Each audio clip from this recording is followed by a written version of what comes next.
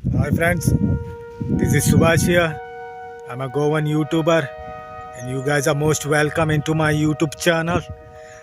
So today I am at Nesai.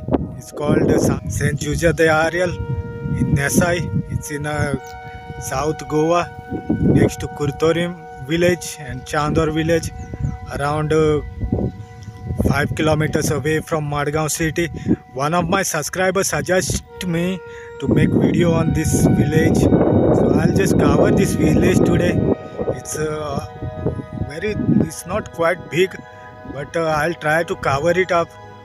Let's see what we can see there. I'll try to show you the nice places of this village here. If you like my video, do subscribe my YouTube channel for upcoming videos, guys. And that's my partner behind me, my machine.